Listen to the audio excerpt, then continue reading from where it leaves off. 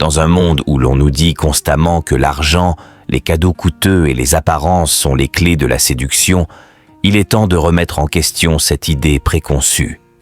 Et si je vous disais qu'il existe des moyens bien plus puissants et authentiques de séduire une femme sans dépenser un centime? La véritable séduction ne réside pas dans le portefeuille, mais dans ce que vous dégagez, dans votre charisme, votre confiance et la manière dont vous vous connectez sincèrement avec l'autre.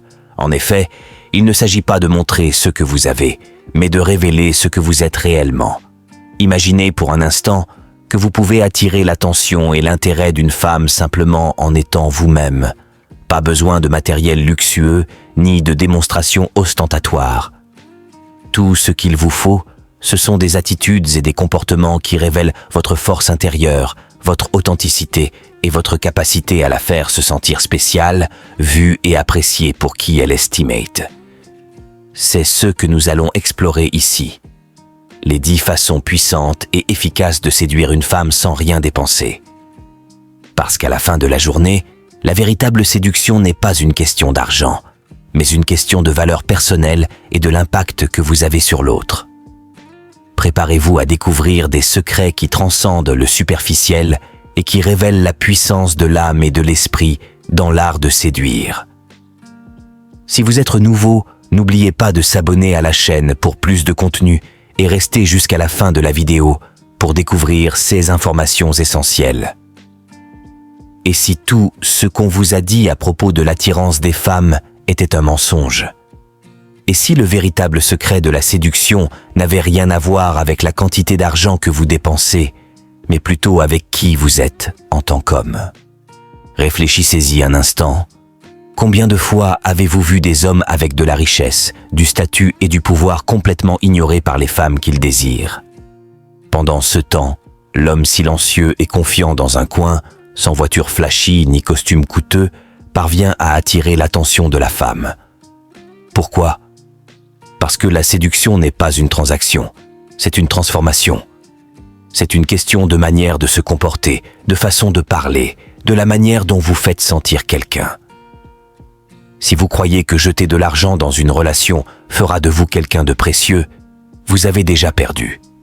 Il s'agit de pouvoir, un pouvoir réel, celui qui vient de l'intérieur. Vous voulez savoir la vérité? Vous n'avez pas besoin d'argent pour être irrésistible, mais vous devez comprendre ces 10 principes puissants qui changent la vie. Pourquoi tant de gens souffrent-ils en silence, enfermés dans des relations où ils se sentent invisibles, inaudibles et non aimés? Vous êtes-vous déjà posé la question? Combien de fois vous êtes-vous retrouvé à vous demander si la personne qui partage votre lit se souciait, ne serait-ce qu'un peu de qui vous êtes réellement? Nous marchons souvent en prétendant que tout va bien, affichant des sourires forcés, postant des photos heureuses, disant à nos amis que tout va bien. Mais au fond, ce n'est pas vrai. Ce n'est même pas proche de la réalité. Et au fond de vous, vous le savez. Vous le ressentez lorsque vous êtes là, dans le silence, les yeux fixés sur votre téléphone, attendant un message qui ne viendra jamais. Ce n'est pas de l'amour, c'est de la désespérance. Et voici la vérité qui dérange. La plupart de la souffrance que vous ressentez dans vos relations est le résultat de ce que vous tolérez. Vous laissez les choses arriver. Vous laissez les autres prendre plus qu'ils ne donnent. Vous vous laissez réduire à quelque chose de petit, de commode, parce que c'est plus facile que de confronter la vérité. Et la vérité est la suivante. Si quelqu'un se soucie de vous, vous n'aurez pas à vous demander s'il vous aime, vous le saurez. Mais nous nous accrochons aux illusions. Pourquoi? Parce qu'il est terrifiant de faire face à la réalité. Il est plus facile de se dire que les choses vont s'améliorer, que peut-être, si vous essayez plus fort, ils finiront par voir votre valeur. Mais laissez-moi vous poser une question. Combien de fois devrez-vous vous consumer pour réchauffer quelqu'un d'autre? Combien de nuits devrez-vous passer seul, vous sentant insuffisant avant de réaliser que le problème ne vient pas de vous, mais que vous donnez votre temps, votre cœur, votre vie à quelqu'un qui ne les valorise pas? Et ce n'est pas seulement une question de relation amoureuse, c'est une question de responsabilité. Il est temps de se réveiller, de comprendre que vous êtes complice de votre propre souffrance.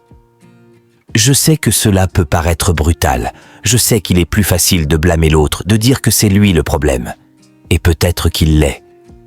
Mais qu'est-ce que cela vous apporte de le blâmer? Rien.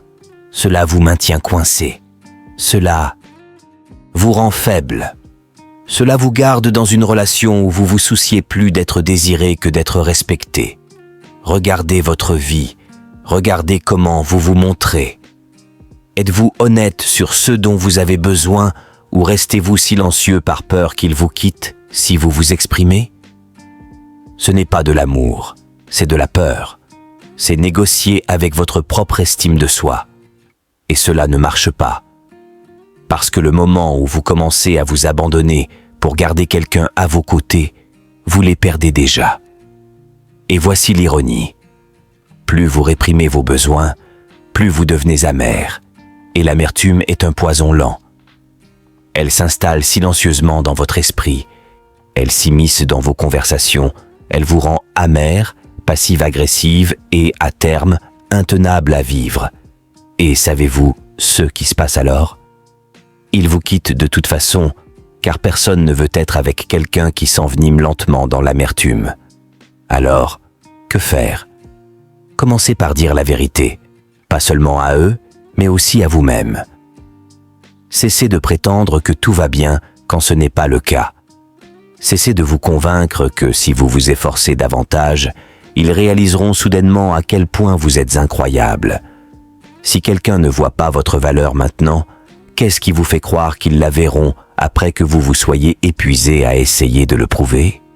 Cela ne parle pas de renoncer aux gens, cela parle de vous respecter suffisamment pour exiger de la réciprocité. L'amour, ce n'est pas de l'auto-sacrifice, c'est un sacrifice mutuel. Il s'agit de deux personnes qui s'engagent pleinement, honnêtement et constamment, et non d'une seule personne qui porte le poids émotionnel pour deux. Parce que voici la vérité, vous enseignez aux gens comment vous traiter en fonction de ce que vous tolérez. Si vous continuez à tolérer le manque de respect, ils continueront à vous manquer de respect. Si vous continuez à tolérer l'indifférence, ils resteront indifférents. Et ce n'est pas parce qu'ils sont mauvais, c'est parce que vous leur avez montré que c'était acceptable. La question est simple, que êtes-vous prêt à tolérer? Combien d'années encore allez-vous passer à espérer que quelqu'un change?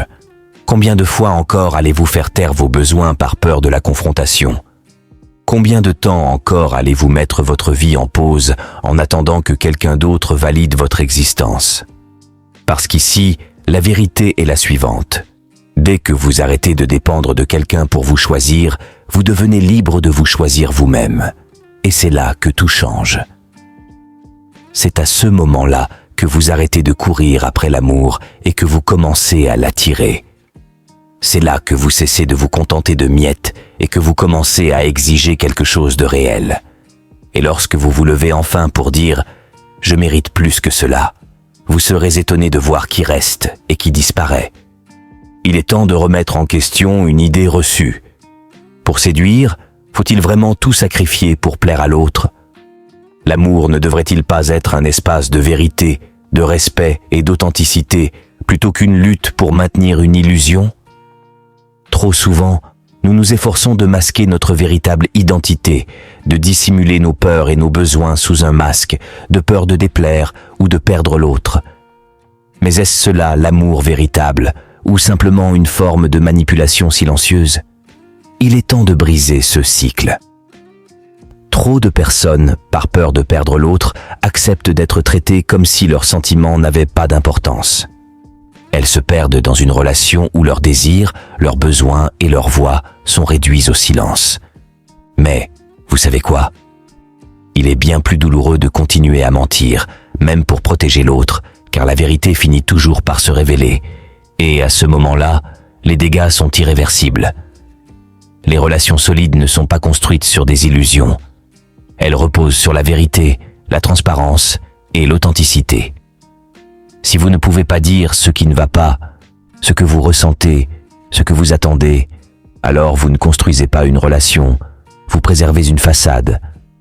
Mais la vérité, même si elle est inconfortable, a un pouvoir immense.